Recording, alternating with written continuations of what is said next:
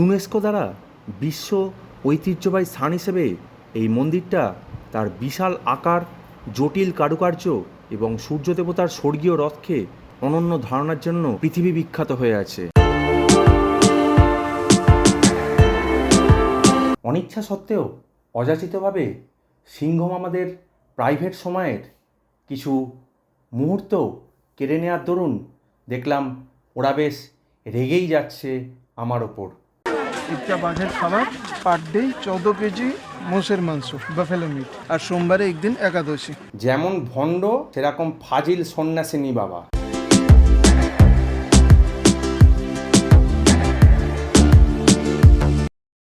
তো প্রথমে আপনাদেরকে দেখালাম উদয়গিরি থেকে খণ্ডগিরি, আর এই মুহূর্তে খণ্ডগিরি থেকে উদয়গিরি। ধৌলি শান্তিস্তূপ বা পিস প্যাগোডা নামে পরিচিত এই স্থাপনাটি 1972 সালে জাপান বুদ্ধ সংঘ এবং কলিঙ্গ নিপ্পন বুদ্ধ সংঘ দ্বারা নির্মিত হয়েছিল। Good morning from Puri.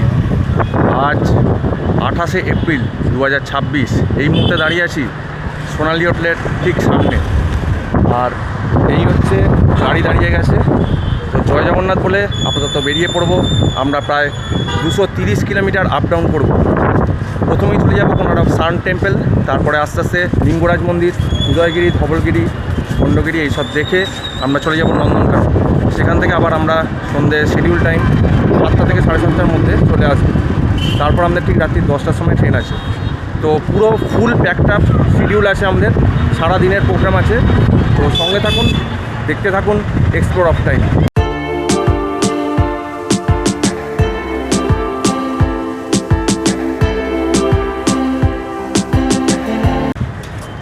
এই গাড়ি 230 কিলোমিটার আপ ডাউন করবে। টোটাল আমাদের ভাড়া পড়েছে 3400 টাকা। ড্রাইভার দাদার নাম সুমিত। ওম সাই ট্রাভেলস থেকে এই গাড়িটা আমাদের প্রোভাইড করা হয়েছে।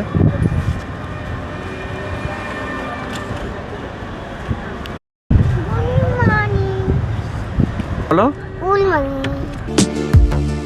তো এই মুহূর্তে ঘড়ির কাঁটা বলছে সময় হয়ে গেছে সকাল 7:20, আর আমরা রওনা দিলাম পুরী থেকে আমাদের প্রথম ডেস্টিনেশন চন্দ্রভাগার উদ্দেশ্যে।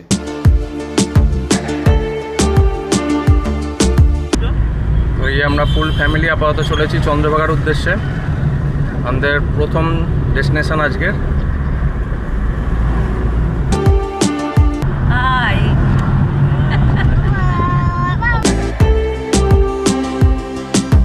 সামনের সিটে বসার দরুন থেকেই চোখে পড়ে যাচ্ছিল এই ক্যামেরাগুলো।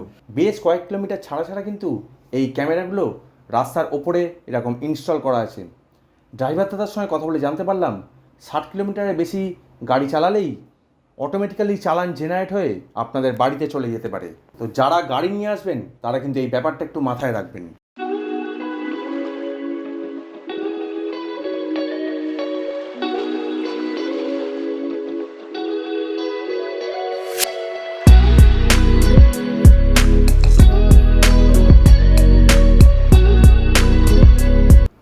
উড়িষ্যার কোনারক সূর্য মন্দির থেকে মাত্র 3 কিলোমিটার পূর্বে এবং পুরী থেকে 30 কিলোমিটার দূরে এই উত্তাল সমুদ্র সৈকতটি অবস্থান করছে।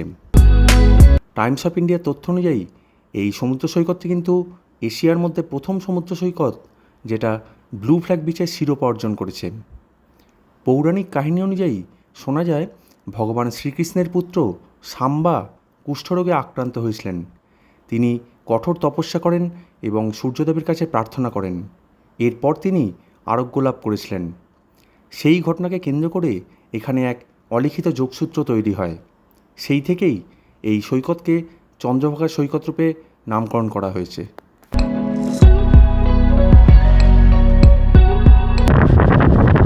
এই মুহূর্তে আমরা চলে এসেছি চন্দ্রভাগা। তো এরপর আমরা কোনারক সান টেম্পল দেখে চলে যাবো নন্দনকানন। এত হাওয়া, সমুদ্রের উত্তাল হাওয়া,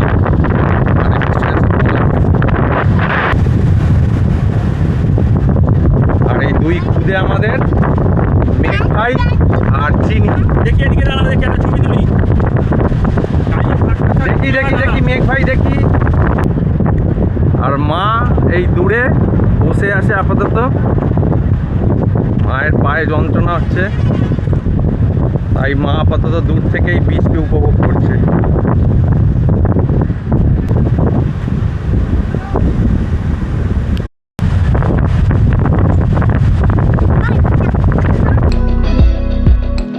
চন্দ্রভাগা বিচে মাত্র 10-15 মিনিটের মতন টাইম কাটিয়ে আমরা রওনা দিলাম কোনারক সান টেম্পলের উদ্দেশ্যে।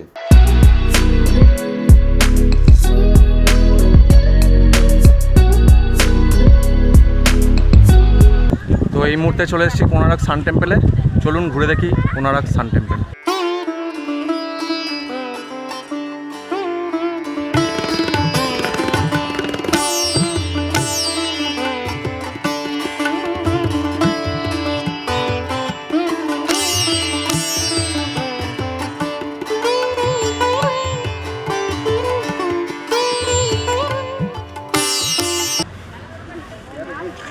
$40 করে পার হেড। 14 বছরের উপরে একমাত্র টিকিট লাগে, তার নিচে কোনো টিকিট লাগে না। এখানে আপনাদের একটা কথা জানিয়ে রাখি, আপনারা যদি আর্কিওলজিক্যাল সার্ভে অফ ইন্ডিয়ার ওয়েবসাইটে গিয়ে এই কোনারক সান টেম্পলের টিকিট কাটেন, সেক্ষেত্রে আপনাদের টিকিট মূল্য পড়বে $35 জন প্রতি। তো সমস্ত ইনফরমেশান কিন্তু এই কিউআর কোডের মধ্যেই লুকিয়ে আছে। ভিডিও পজ করে আপনারা কিন্তু অনায়াসেই এইটা স্ক্যান করলেই কোনারক সান টেম্পলের সমস্ত ইতিহাস কিন্তু জানতে পেরে যাবেন।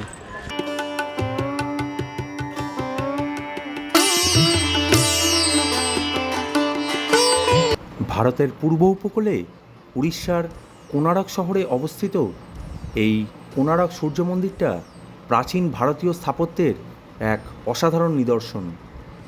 ত্রয়োদশ শতাব্দীতে পূর্ব গঙ্গা রাজবংশের রাজা প্রথম নরসিংহদেব কর্তৃক এই মন্দিরটা সূর্যদেবকে উৎসর্গ করে তৈরি করেছিলেন। আনুমানিক 12 বছর ধরে হাজার হাজার কারিগর এই নির্মাণ কাজ সম্পন্ন করেন।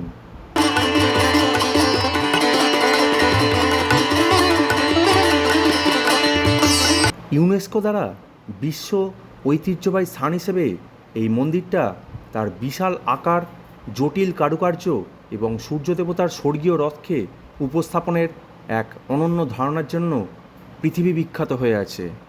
ঐতিহাসিকভাবে এই মন্দিরটা উড়িষ্যার ধর্মীয় ও সাংস্কৃতিক পরিচয়ের এক গুরুত্বপূর্ণ ভূমিকা পালন করছেন। শোনা যায় এর মূল গর্ভগৃহসহ কাঠামোর কিছু অংশ বিলীন হয়ে গেছে, তবুও এর স্থাপত্যের ঔজ্জ্বল্য আজও ইতিহাসবিদ থেকে শুরু করে বিভিন্ন স্থপতি এবং ভক্তদের কাছে একই রকম রয়ে গেছে।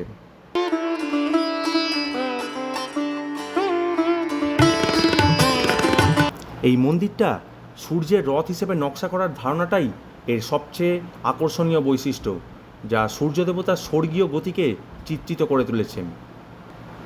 মনে করা হয় ল্যাটেরাইট, ক্লোরাইট এবং খন্ডলাইট পাথরের ব্যবহার তৎকালীন সময়ে স্থায়িত্ব এবং উন্নত কারুশিল্পের এটাকে এক অনন্য নিদর্শনের পরিচয় দেয়।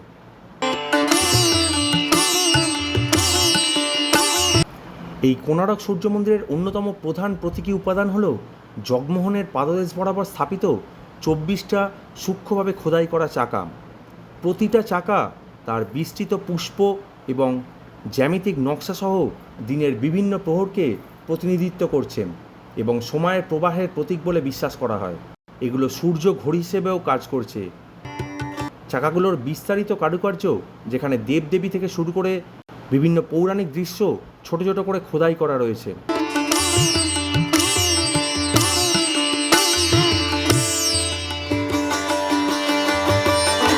এই কোনারক সান টেম্পলে প্রত্যেক বছর ডিসেম্বর মাসে শাস্ত্রীয় নৃত্য বা ক্লাসিক্যাল ডান্সের একটা আসর বসে, যেখানে দেশের বিভিন্ন প্রান্ত থেকে বহু প্রতিযোগীরা অংশগ্রহণ করে থাকেন। এই কোনারক সান টেম্পল প্রত্যেক দিন সকাল 6টা থেকে রাত্রির 8টা পর্যন্ত দর্শনার্থীদের জন্য খোলা থাকে। এই মন্দির চত্বরে প্রত্যেক দিন সন্ধ্যায় একটা লাইট অ্যান্ড সাউন্ড শোয়েরও আয়োজন করা হয়ে থাকে। আমি নিচের ডেসক্রিপশান বক্সে এবং স্ক্রিনে এই সময়গুলো দিয়ে রাখলাম। এই কোনারকের সঙ্গে ভারতের জাতীয় পতাকার একটা সম্পর্ক রয়েছে। ভারতের জাতীয় পতাকায় থাকা 24টা আসন বিশিষ্ট অশোক চক্রটি এই কোনারক সূর্য মন্দিরের চাকা থেকে অনুপ্রাণিত।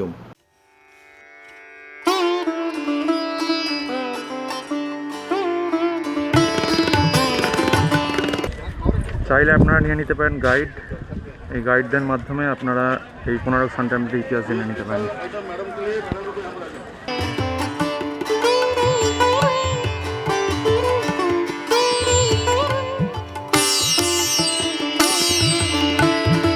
এছাড়াও এখানে আর্কিওলজিক্যাল সার্ভে অফ ইন্ডিয়ার একটা মিউজিয়ামও আছে, যে মিউজিয়ামটা সকাল 10টা থেকে বিকেল 5টা পর্যন্ত খোলা থাকে। এই মিউজিয়ামটা শুধুমাত্র শুক্রবার দিন বন্ধ থাকে, চাইলে আপনারা এখানেও ঘুরে দেখতে পারেন।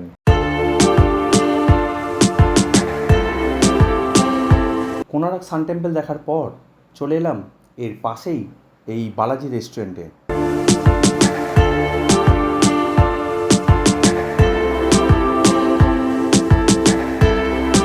এখান থেকে আমরা নিয়ে নিলাম দই বড়া আর মশলা ধোসা।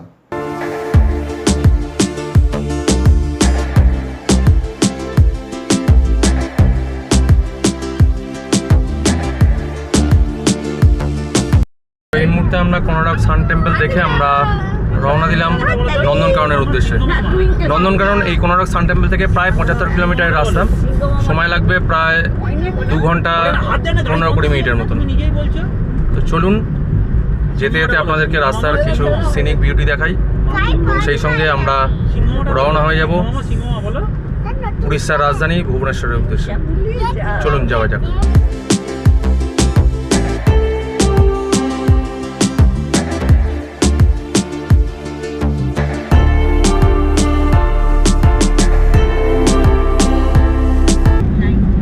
রাস্তার দুধারে কৃষ্ণচূড়ার পুরো মেলা বসে গেছে, কখনো কখনো লাল কৃষ্ণচূড়া, কখনো কখনো হলুদ কৃষ্ণচূড়া।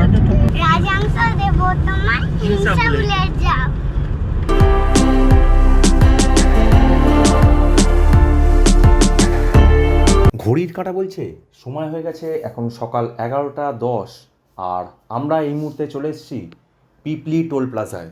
এই পিপলি টোল ট্যাক্স থেকে খুব কাছেই রয়েছে পিপলি গ্রাম।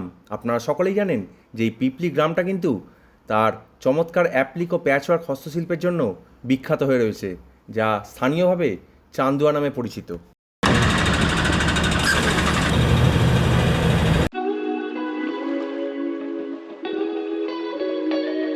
এই মুহূর্তে চলে এসেছি নন্দনকাননে। টিকিট 50 টাকা করে, আর যদি সাফারি করেন তাহলে 2150, আর যদি খালি জুটা দেখেন কভার করেন গাড়িতে করে তাহলে আপনাদের পড়বে 1250 টাকা। নন্দনকানন, যার অর্থ স্বর্গের বাগান। এই নন্দনকানন যে জু, সেটা ভারতের উড়িষ্যা রাজ্যের বারং গ্রামে অবস্থান করছে। এটি প্রায় 1080 একর জায়গা নিয়ে ছড়িয়ে রয়েছে। এটি ভুবনেশ্বর থেকে 10 কিলোমিটার উত্তরে অবস্থান করছে। 1960 সালে এই চিড়িয়াখানার প্রতিষ্ঠা করা হলেও 1979 সালে জনসাধারণের জন্য খুলে দেওয়া হয় এই চিড়িয়াখানা। ভিতরে প্রবেশ করতেই চোখে পড়ল এই হনুমানের দৌরাত্ম্য, আর তার কয়েক পা এগোতেই এই কৃত্রিম গজরাজ আমাদেরকে অভ্যর্থনা জানালো। তো আমরা এখানে একটা ব্যাটারি অপারেটেড গাড়ি নিয়ে নিয়েছি, আর এখানে জলের বোতল নিয়ে আসলে 50 টাকা আপনাকে জমা রাখতে হবে, সেটা রিফান্ডেবল। আবার যখন চিড়িয়াখানা দেখে ফিরবেন ওই 50 টাকাটা কিন্তু রিফান্ড হয়ে যাবে। চাইলে আপনারা ব্যাটারি চালিত এই গাড়ি না নিয়েও ঘুরতে পারেন, সেক্ষেত্রে কিন্তু হাতে সময় নিয়ে আসবেন। সেক্ষেত্রে কিন্তু প্রায় 3 থেকে 4 ঘন্টা, এমনকি 5 ঘন্টাও পর্যন্ত লাগতে পারে। আমার মা যেহেতু অসুস্থ, পায়ে লাগা আছে, তো তাই জন্যই আমাদের এই ব্যাটারি চালিত গাড়ি। এছাড়াও আমাদের আজকে উদয়গিরি, খণ্ডগিরি, ধবলগিরি এগুলো দেখবার আছে। যেহেতু সমস্তটাই একদিনের প্রোগ্রাম আছে, তাই আমরা এই ব্যাটারি চালিত গাড়ির মাধ্যমে এই নন্দনকানন ঘুরে দেখব। এই ব্যাটারি চালিত গাড়ির সঙ্গে আমাদেরকে প্রোভাইড করা হয়েছিল একজন সিনিয়র গাইডকে। এছাড়া আমাদের টিকিট মূল্য নিয়ে আমাদের টোটাল খরচা পড়েছিল 1350 টাকা। এখানে কিছু পশু পাখি হলে এখানে উপন্য আছে খোলা, হরিণ, হনুমান, ময়ূর, বনের শুয়োর, সাপ, গোসাপ, তার মধ্যে চিতল হরিণ 8টা-10টা ধরে খাঁচার ভিতরে রেখেছিল। ফ্যামিলি বড় হয় 150+ স্পটেড ডিয়ার বা চিতল হরিণ, যেটা কি আমার দেশের প্রত্যেক জঙ্গলে, প্রত্যেক স্টেট, প্রত্যেক জঙ্গলেও পাওয়া যায়। কমসে কম 150+। শুধু ছেলেদেরই সিং হয়, মেয়েদের সিং হয় না, আর সিংটা প্রতি বছর পড়ে যায়, আবার নতুন হয়।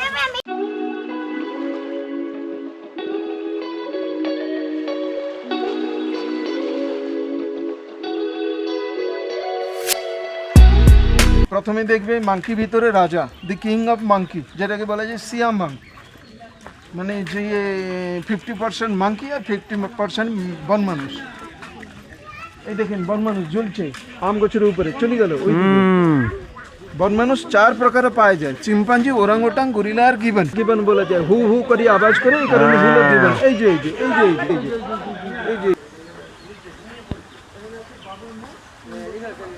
30 বছর আয়ু, 12 থেকে 15 কেজি ওজন, জঙ্গলে জেফ্রা বছর আয়ু, 3 বছরের অ্যাডাল্ট, ম্যাক্সিমাম 400 গ্রাম ওয়েট। প্রথমে দেখলাম কাঠবিড়ালি বাদর, ওজন ছিল 1 কেজি, চলে আসলো কম, তার থেকে কম। এক একটা বাদর কস্ট কমসে কম 40 লাখ টাকা প্লাস, অল ওভার ইন্ডিয়াতে ফার্স্ট টাইম কালেকশন, কোনো জুড়ে কালেকশন নয়। সেন্ট্রাল গভর্নমেন্ট বাইরে জু থেকে নিয়ে আসছে, এখানে যদি ব্রিডিং সাকসেসফুল হলো বাইরে জুকে ফ্রিতে দেওয়া হবে। মানে আমার দেশের জু কি জু অদল বদল হয়, এগুলো খাবারটা সেই সেম অমনিভারাস সর্বভোগ। আমার দেশের ম্যাক্সিমাম বাদর খায় হার্বিভারাস, বাইরে দেশের ম্যাক্সিমাম বাদর খায় অমনিভারাস। মাথায় প্রচণ্ড চুল যে ধরনের, 15 থেকে 20 বছর আয়ু, 3 বছরের অ্যাডাল্ট, ম্যাক্সিমাম 500 গ্রাম ওয়েট, মাত্র 350 গ্রাম ওয়েট।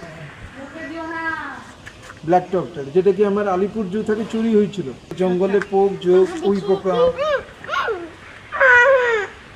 বাবাই মাটা খায় পার ডে 70 কেজি, পিওর শাকাহারি। ঘাস পাতা, আলু, বাঁধাকপি, বিট, গাজর, বেড, কলা, কুমড়ো, তরমুজ।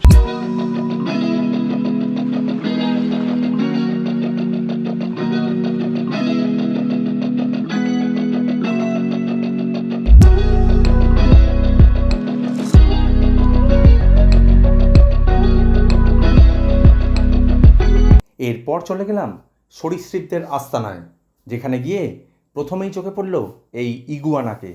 এখানে বিভিন্ন প্রজাতির ইগুয়ানা লক্ষ্য করলাম। এর ঠিক পাশেই রয়েছে কচ্ছপ। এই কচ্ছপ আবার দেখলাম চলাফেরাও করছে। এর ঠিক পাশেই লক্ষ্য করলাম অ্যানাকন্ডা। এরপর দেখে নিলাম বার্মিজ পাইথন। তারপর একে একে দেখে নিলাম বিভিন্ন প্রজাতির ঘড়িয়াল, গোসাপ এবং নানান ধরনের কুমিরের প্রজাতি। এরপর আমরা সরীসৃপের ডেরা থেকে বেরিয়ে চলে গেলাম লম্বা গলাযুক্ত প্রাণী জিরাফের কাছে।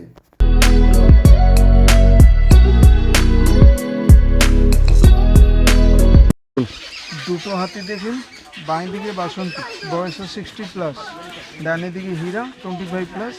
একটা হাতির খাবার পার ডে 3 কুইন্টাল, পিওর শাকাহারি। ঘাস পাতা, কলা, কুমড়ো, তরমুজ, নারিয়েল, কলার গাছ, 24x7 খাবার খাবার খাবার।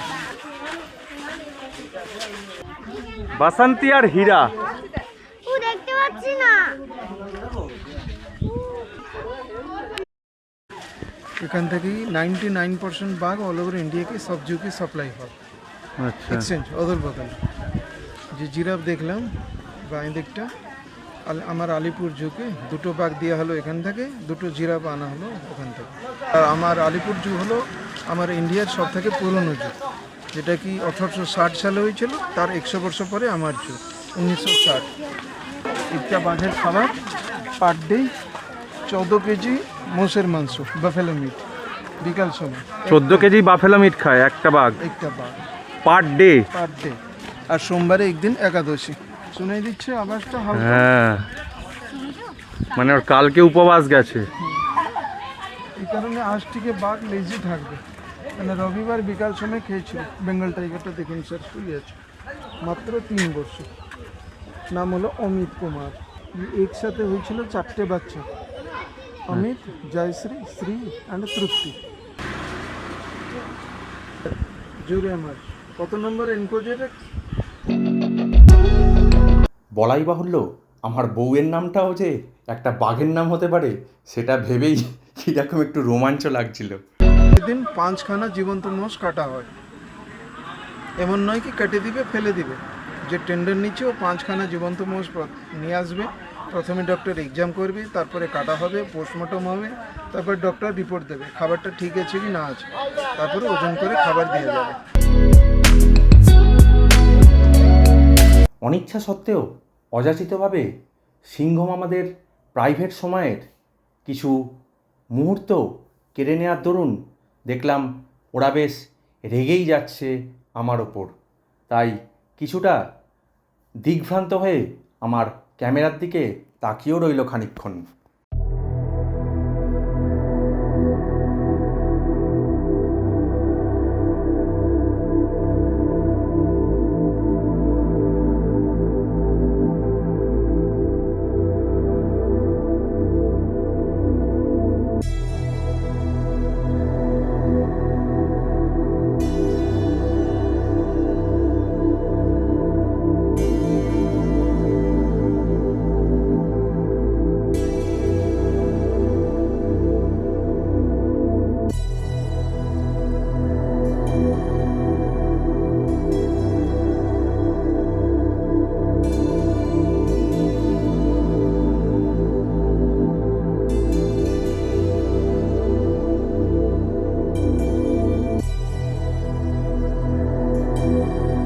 এতদিন চিতাবাঘকে দৌড়তে দেখেছিলাম, তবে এই চিতাবাঘ যে এরকম আলস্য সহকারে গাছে উঠে দিবানিদ্রায় মগ্ন হয়ে আছে সেটা বোধহয় ঘুণাক্ষরেও কল্পনা করতে পারিনি।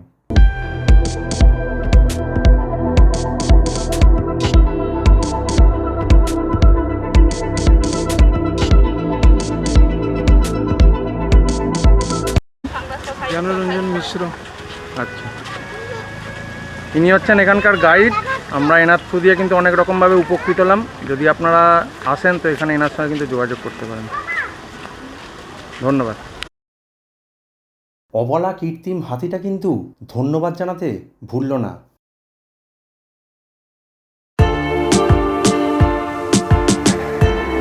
নন্দনকানন দেখে আমরা লাঞ্চ করতে চলে এলাম হোটেল হিন্দুস্থানে। ভাত রান্না হচ্ছে, গরম গরম ভাত, 80 কিলোর কড়া ভাত, 40 টাকা করে। 2 পিস মাছের দাম পড়েছে 120 টাকা, আর এইখানে 6 পিস চিকেন আছে, তার দাম পড়েছে 200 টাকা। 2টো আলু পটলের তরকারি আর 2টো আলু ভাজা, দুটোরই দাম পড়েছে 100 টাকা করে। সবাইরই খুব খিদে পেয়েছে।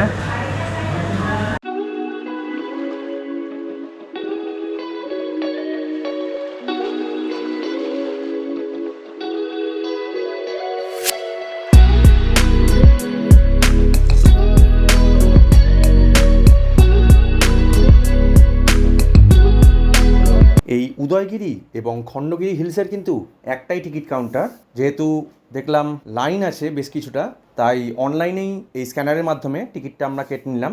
আমাদের টিকিট মূল্য পড়ল জনপ্রতি 20 টাকা করে, আর অফলাইন টিকিট মূল্য জনপ্রতি 25 টাকা করে।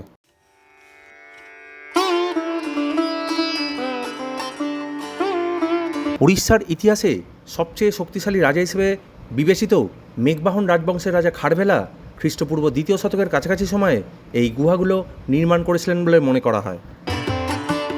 ভুবনেশ্বর থেকে 7 কিলোমিটার দূরে অবস্থিত এই গুহাগুলো আমাদের অতীতে ফিরিয়ে নিয়ে যায় এবং সম্ভবত এটি সেই যুগের একমাত্র নথিভুক্ত ইতিহাস যা আজও রহস্যে আবৃত। 2.5 বছর বয়সে এই এতটা এনার্জি দেখানো সত্যিই কিন্তু অনেক শিক্ষণীয় ব্যাপার। এই উদয়গিরি এবং খণ্ডগিরি কেভস দুটোই আর্কিওলজিক্যাল সার্ভে অফ ইন্ডিয়ার নিয়ন্ত্রণাধীন, এবং এই আর্কিওলজিক্যাল সার্ভে অফ ইন্ডিয়াই এর রক্ষণাবেক্ষণ করে থাকে।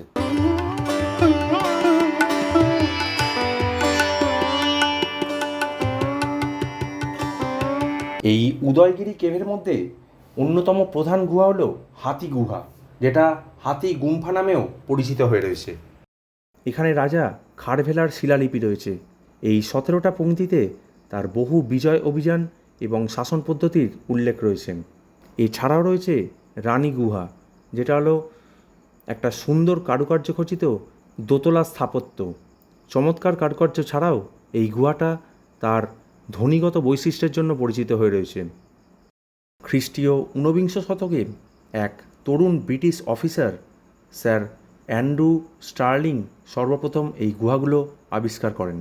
কুমারী পর্বতমালায় নির্মিত গুহাগুলো জৈন সন্ন্যাসীদের থাকার ও ধ্যান করার জন্য তৈরি করা হয়েছিল বলে মনে করা হয়। মূলত 117টি গুহার মধ্যে এই মুহূর্তে মাত্র 33টি গুহা আজও টিকে আছে। এর মধ্যে 15টা গুহা ওই খণ্ডগিরি পাহাড়ে আর 18টা গুহা এই উদয়গিরি পাহাড়ে অবস্থান করছে।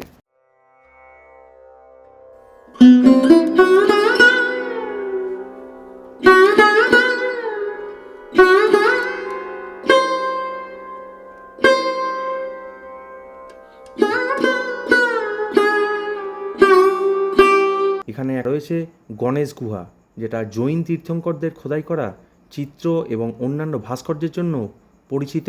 এই গণেশ গুহা ভগবান গণেশ এবং দুটি হাতির খোদাই অনেক পরে এইখানে যুক্ত করা হয়েছিল। এই মুহূর্তে যেখানে দাঁড়িয়ে আছি সেটা কিন্তু উদয়গিরি হিলসের ঠিক উপরের অংশ। এখান থেকে গোটা ভুবনেশ্বর শহরটার একটা দুর্দান্ত 360 ডিগ্রি ভিউ পাওয়া যাচ্ছে। এছাড়াও এখানে রয়েছে একটা বাঘের গুহা, যেটাকে ব্যাঘ্র গুম্ফা নামে ডাকা হয়, কারণ এর প্রবেশদ্বারটা বাঘের মাথার মতো এবং দরজাটা বাঘের গলার মতো আকৃতির।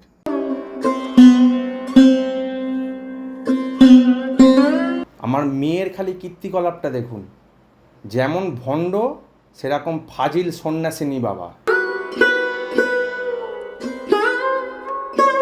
এই উদয়গিরির উল্টো দিকেই রয়েছে এরই যমজাকৃতির খণ্ডগিরি হিলস বা খণ্ডগিরি গুহা নামেও এটা পরিচিত হয়ে রয়েছে।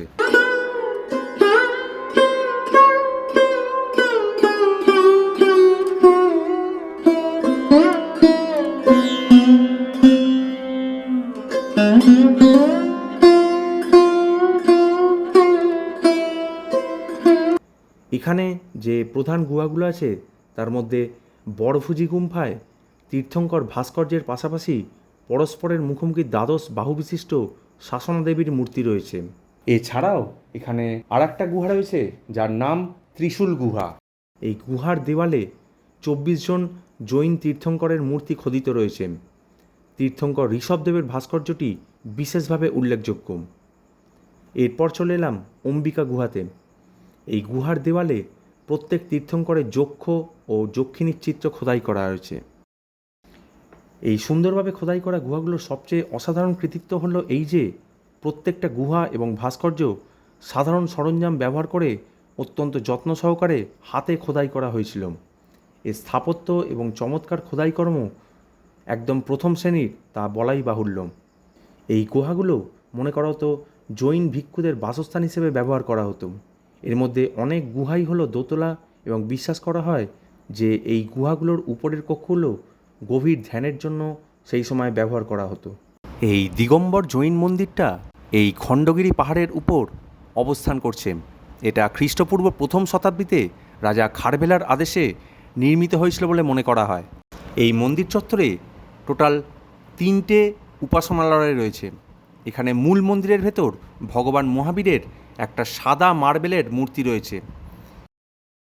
এছাড়াও এখানে রয়েছে পার্শ্বনাথ মন্দির, যেখানে একটা সাদা মার্বেল হলের অভ্যন্তরে ভগবান পার্শ্বনাথের একটা বিশাল কালো পাথরের মূর্তি রয়েছে।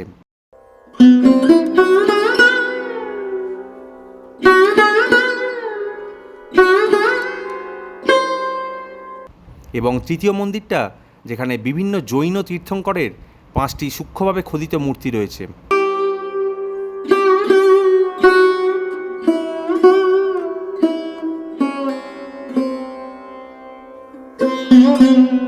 তো প্রথমে আপনাদেরকে দেখালাম উদয়গিরি থেকে খণ্ডগিরি, আর এই মুহূর্তে খণ্ডগিরি থেকে উদয়গিরি। কেমন লাগলো অতি অবশ্যই আমাকে কমেন্টস করে জানাবেন।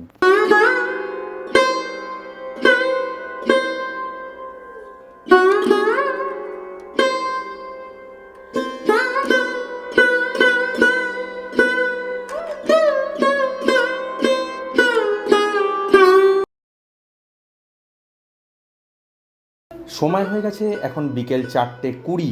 উদয়গিরি এবং খণ্ডগিরি হিলস দেখবার পর মাত্র 20 মিনিটের মধ্যেই আমরা চলে এলাম এই লিঙ্গরাজ টেম্পল। এই লিঙ্গরাজ মন্দিরের উচ্চতা প্রায় 180 ফুট। এই সুউচ্চ মন্দিরটা দর্শনার্থীদের মনে বিস্ময় ও শ্রদ্ধার উদ্রেক করে। ঐতিহাসিক জেমস ফার্গুসন খ্রিস্টীয় একাদশ শতাব্দীতে নির্মিত এই মন্দিরটাকে ভারতের বিশুদ্ধ হিন্দু মন্দিরের অন্যতম শ্রেষ্ঠ উদাহরণ হিসেবে বর্ণনা করেছেন। এই সুবিশাল মন্দির চত্বরে প্রায় 150টা উপমন্দিরও রয়েছে। এই লিঙ্গরাজে যে শিবলিঙ্গটা আছে সেটা কিন্তু স্বয়ং উৎপাদিত, অর্থাৎ নিজে থেকেই কিন্তু এই শিবলিঙ্গটা তৈরি হয়েছিল। এই মন্দিরটার আর একটা গুরুত্বপূর্ণ দিক হলো এটি উড়িষ্যায় শৈব এবং বৈষ্ণব সম্প্রদায়ের সমন্বয়ের প্রতীক। এই শিবলিঙ্গটা এইখানে হরিহর নামেও পরিচিত হয়ে রয়েছে। লিঙ্গরাজ মন্দির দেখবার পর মাত্র 8 কিলোমিটার দূরত্বে চলে এলাম আমাদের আজকের লাস্ট ডেস্টিনেশন ধৌলগিরি বা ধবলগিরিতে।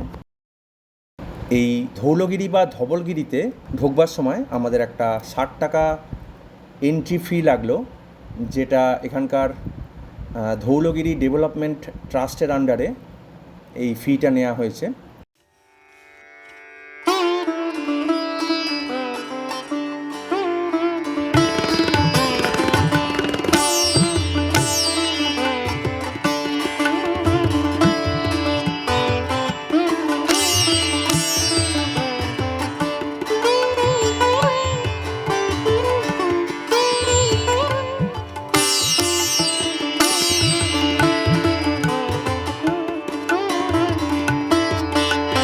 আমি এই মুহূর্তে যেখানে দাঁড়িয়ে আছি এটা হচ্ছে ধবলগিরি শিব মন্দির, যেটা ধবলেশ্বর নামেও এইখানে পরিচিত হয়ে রয়েছে।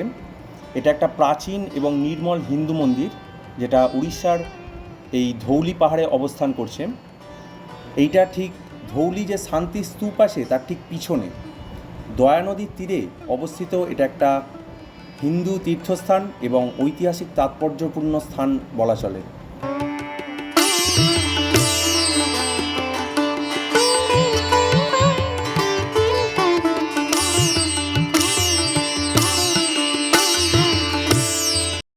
সালটা খ্রিস্টপূর্ব 272 অব্দ।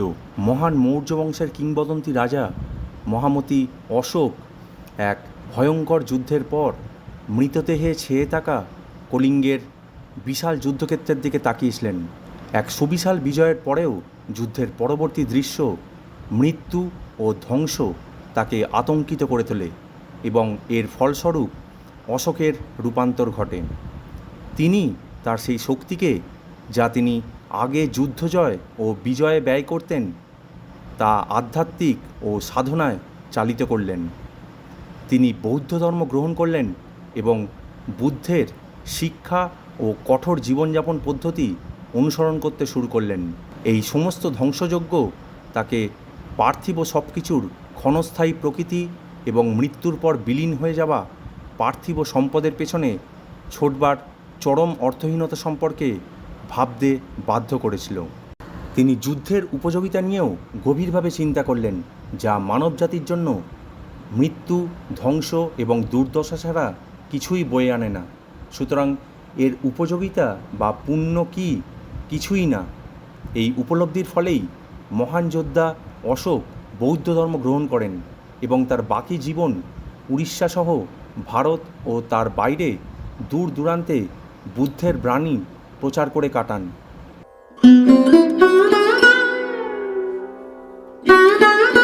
ধৌলি শান্তিস্তূপ বা পিস প্যাগোডা নামে পরিচিত এই স্থাপনাটি 1972 সালে জাপান বুদ্ধ সংঘ এবং কলিঙ্গ নিপ্পন বুদ্ধ সংঘ দ্বারা নির্মিত হয়েছিল।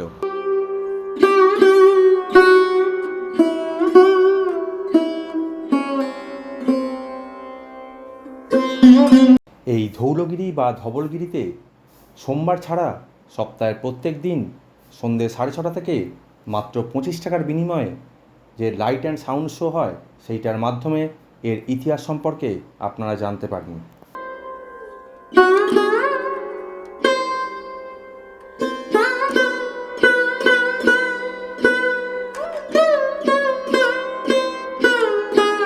ধৌলগিরিকে বিদায় জানিয়ে আমরা রওনা দিলাম পুরীর উদ্দেশ্যে। এই ধৌলগিরি থেকে পুরীর ডিস্টেন্স অলমোস্ট প্রায় 50 কিলোমিটারের কাছাকাছি।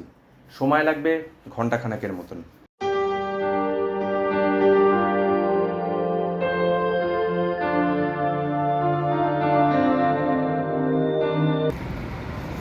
এই মুহূর্তে ঘড়ির সময় হয়ে গেছে 8:25 আর আমরা ডিনার করতে চলে এসেছি। রুটি, এটা একটা মিক্স ভেজ, আর এটা চিলি চিকেন।